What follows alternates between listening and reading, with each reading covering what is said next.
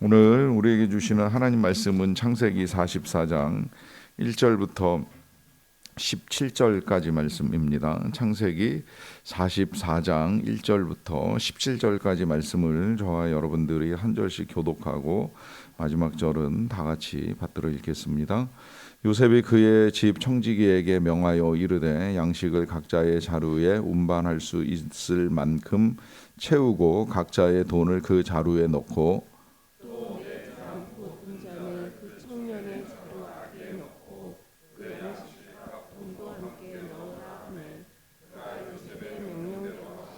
아침이 밝을 때에 사람들과 그들의 나귀들을 보내니라.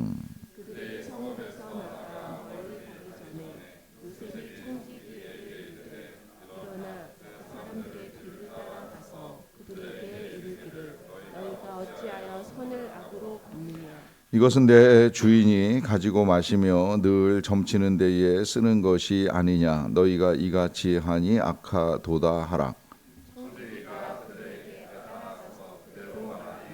그들이 그에게 대답하되 내 주여 어찌 이렇게 말씀하시나이까. 당신의 종들이 이런 일은 결단코 아니하나이다.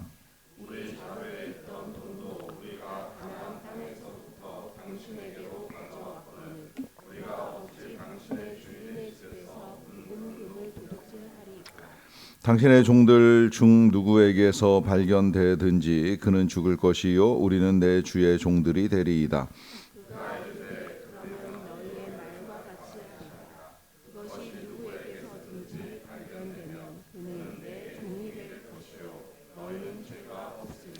그들이 각각 급히 자루를 땅에 내려놓고 자루를 각기 푸니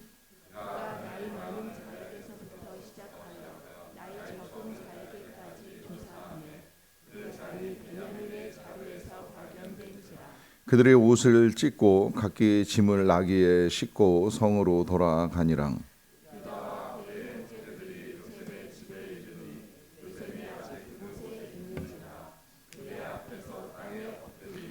요셉이 그들에게 이르되 너희가 어찌하여 이런 일을 행하였느냐. 나 같은 사람이 점을 잘 치는 줄을 너희는 알지 못하였느냐.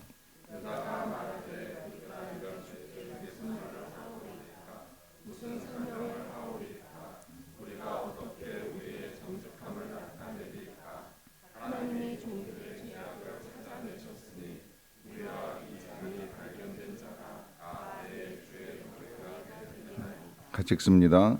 요셉이 이르되 내가 결코 그리하지 아니하리라. 잔이 그 손에서 발견된 자만 내 종이 되고 너희는 평안히 너희 아버지께로 도로 올라갈 것이니라. 아멘. 신방을 하면서 교인들과 기도 제목을 나누는 중에 이 모든 것이 이제 평안하다, 그냥 이제 일상적인 필요들만 기도를 해주시면 되겠다라고 말씀하시는 분이 계셨습니다. 그래서 제가 이제 조금 어려운 질문 하나를 드렸는데, 질문은 이 모든 것들이 평안할 때 혹시라도 이제 이 평안이 깨지는 것에 대한 두려움이나 염려는 없으신가 하는 이제 질문을 드렸습니다. 그분이 이런 대답을 하시더라고요. 그럴지라도 받아들이고 이겨보겠습니다라고 하는 대답입니다. 사실 우리가 이 두려움, 어제도 말씀을 나누긴 했습니다만은 이제 일상 속에서 많은 경우에 염려와 근심을 하고 그 근심의 내용이 우리의 상상 속에서 이루어질 수 있다라고 말씀을 드립니다만은 이제 때때로 우리의 이 불안과 두려움은 이제 평안한 때에도 찾아올 수 있다는 것입니다. 지금 너무 좋은데 이것이 깨지면 어떡하나, 또 생각지 못한 어려움이 닥치면 어떡하나, 이제 이런 생각을 하게 되는 것인데요. 흔히 일어나는 일은 아닙니다. 아주 드물게 이제 정말 생각지 못한 어려움을 겪을 수는 있지만 우리가 염려하는 만큼 생각지 못한 일들이 그렇게 자주 벌어지지는 않는다라고 하는 것이고요. 그러하기 때문에 그 일이 닥치기 전까지 미리 걱정하고 근심할 필요는 없다고 생각이 됩니다. 하지만 이제 때때로 어려움이 찾아올 때 그러면 어떻게 해야 되느냐라고 하는 문제를 이제 오늘 이 요셉의 형제들이 겪는 사건을 가지고 함께 보셔도 좋겠다는 생각이 듭니다. 이 요셉의 형제들은 형제들은 애굽에 갈 때도 그렇거니와 이제 가서도 두려움을 쉽게 떨치지는 못했습니다. 왜냐하면 일단 그들이 이 애굽에서 1차 양식을 얻어 가지고 올 때 자신들의 자루에 돈이 있었다는 사실 자체가 이제 오히려 큰 걱정이 되는 것이죠. 이걸 다시 가지고 갔을 때 그들이 우리를 도둑으로 몰면 어떻게 하나 이제 이런 불안감이 있다 보니까 가는 상황에서도 걱정이 됐었고요. 가서도 이 총리를 제대로 만나지 못하고 총리의 이제 관사에 감금되는 듯한 느낌이 들다 보니까 여기에서 우리가 가지고 있던 모든 것들을 다 빼앗기고 노예가 되는 거 아니겠나, 이제 이런 이제 큰 걱정까지도 했었습니다. 하지만 그들의 생각과 전혀 이제 다른 방향으로 이제 일이 전개가 됐지요. 그래서 일단 총리가 차려주는 음식을 다 먹고 풍성하게 이제 얻어가지고 이제 다시 고향으로 이제 돌아올 수 있는 길을 열게 되었는데, 요 돌아오는 상황을 우리가 이제 생각을 해보면 굉장히 신났을 거라고 여겨집니다. 잔치에서의 기쁨도 누렸고, 그리고 이제 다시 양식도 충분히 얻었고 하다 보니까 이제 돌아오면서 이 형제들이 얼마나 신나게 이야기를 했겠어요. 우리가 되게 쓸데없는 걱정을 했다. 뭐하러 그런 걱정을 했지. 우리 걱정하고는 상관없이 총리가 그렇게 우리를 환대하고 우리가 이렇게 잘 먹고 잘 챙겨서 갈 수 있으니 정말 너무 잘 됐다. 우리 아버지도 이런 이야기를 들으면 얼마나 행복해 하실까 하는 이제 이런저런 이야기들을 나누면서 신나게 이제 집으로 가던 길이었을 것입니다. 그런데 몇 걸음 가지 못해서 성읍을 벗어나기가 무섭게 이 일행이 다시 붙잡히게 되는 일이 벌어지죠. 그 벌어지게 되는 이유는 이 요셉이 이제 가진 계획 때문인데, 그 계획은 마지막으로 이제 이 형제들을 시험하는 것이었어요. 그 시험은 그들의 짐에 이제 요셉이 가지고 있는 은잔을 넣어놓고 그것이 발견되는 자를 이제 억류하는 것에 대해서 이 형제들이 어떻게 대응을 하느냐라고 하는 것을 보게 되는 것인데, 그 은잔은 이제 의도적으로 베냐민의 짐에다가 몰래 넣어놓음으로 말미암아 베냐민이 붙잡히고 베냐민이 이제 억류되는 사건을 이제 만드는 것이었습니다.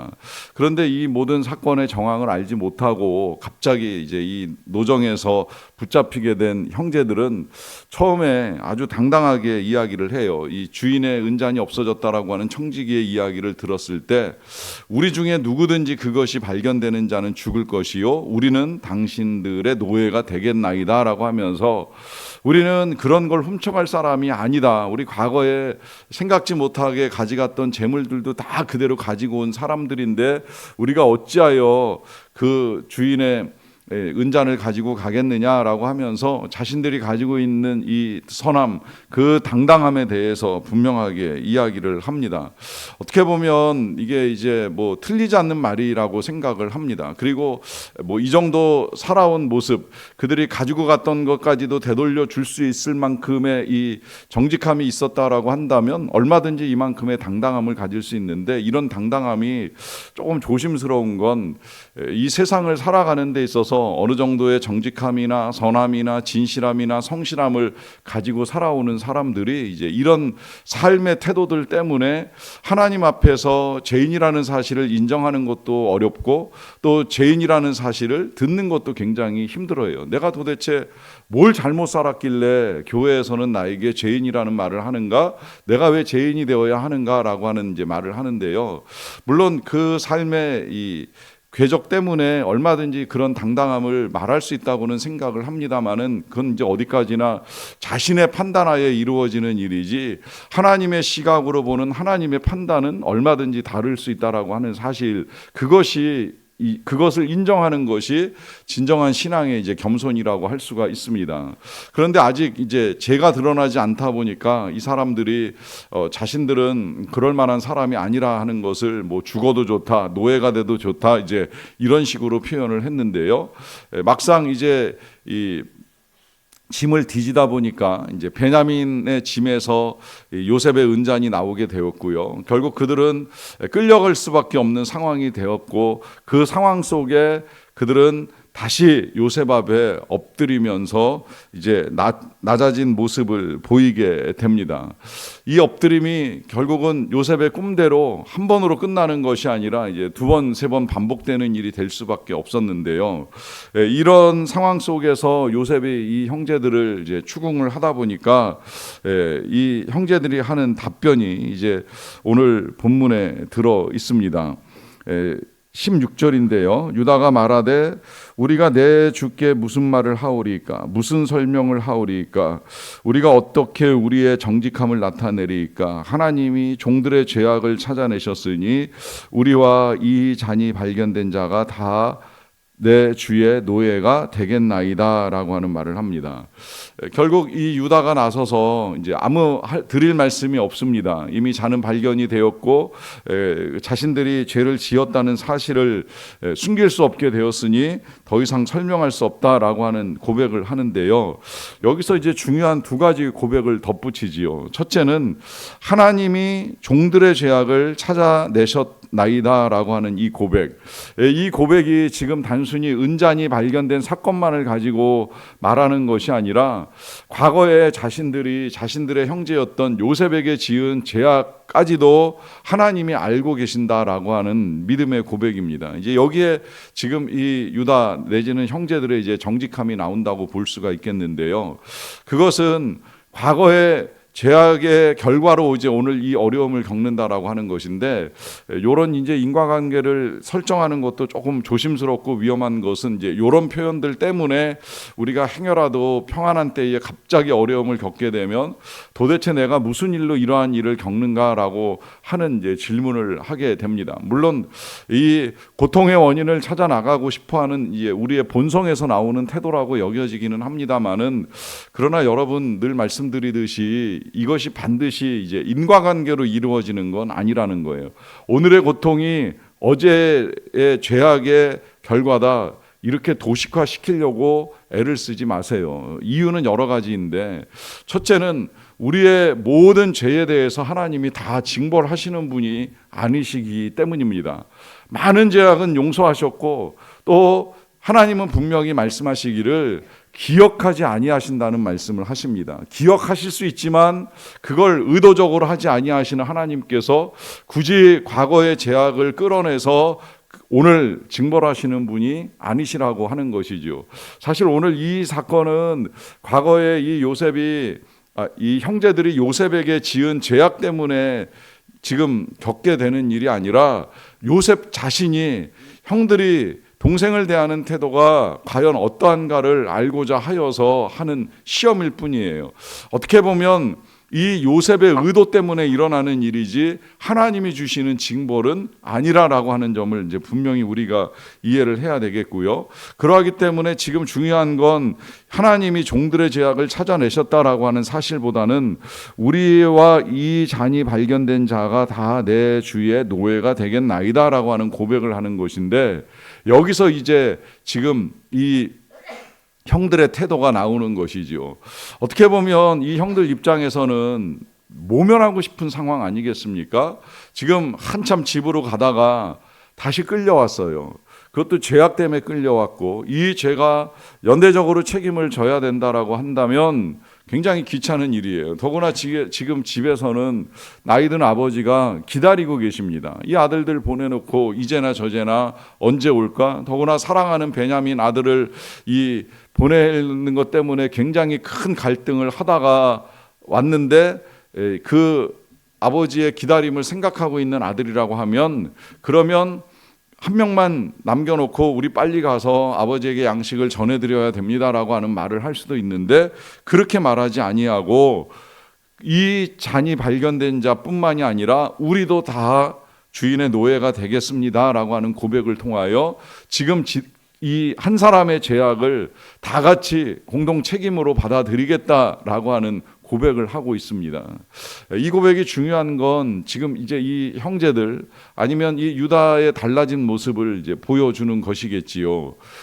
어떻게 보면 과거에 동생 한 명을 버리기도 쉽게 생각하고 저질렀던 사람들이 이제 달라진 모습으로 이 한 명의 동생, 배다른 동생 베냐민을 내버려 두지 아니하고 우리가 다 그와 함께 이 땅에서 노예로 살아가는 일을 할지라도 함께 책임을 지겠다라고 하는 이제 기가 막힌 대답을 해주고 있는 상황입니다.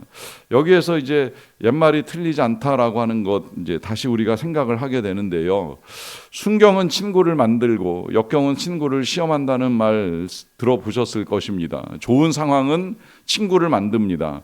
함께 양식을 얻고 함께 잔치를 하는 좋은 상황 속에서 형제들은 신나게 서로의 우애를 다져가며 고향길을 나섰을 것입니다. 그런데 지금 이 역경, 갑자기 뜻하지 않게 닥쳐온 이 어려운 상황 속에서 이제 이 형제들은 시험대 앞에 서 있게 됩니다. 그런데 그 시험대 앞에서 이 시험을 풀어나가는 이 형제들의 지혜는 타인의 역경이 나의 역경이라는 사실로 받아들이고 타인의 죄가 나의 죄라는 사실로 받아들이는 아름다운 태도를 취하고 있다는 것이에요. 뭐 이런 태도를 우리가 취할 수 있을지 없을지는 모르겠습니다. 여러 가지 상황에 따라서 내가 이 어려운 역경에 휘말려야 되나, 함께 고통을 겪어야 되는가라고 하는 의문을 가질 수도 있습니다. 하지만 이 사실 한 가지는 분명하지요. 우리가 그 어려운 상황에 동참을 할 수 있든 없든 간에 예수님은 우리의 죄악을 당신의 죄악으로 받아들이셨고요. 또 예수님은 우리의 역경 속에서, 우리의 고난 속에서 우리를 외면하거나 우리를 버리지 아니하시고 우리와 함께 고난 당하시기를 원하고 계십니다. 그러하기 때문에 십자가의 고난을 당하셨고 십자가에서 우리의 죄악을 다 용서해 주셨습니다. 우리는 그 사랑을 받은 주님의 제자들이고 하나님의 자녀들입니다.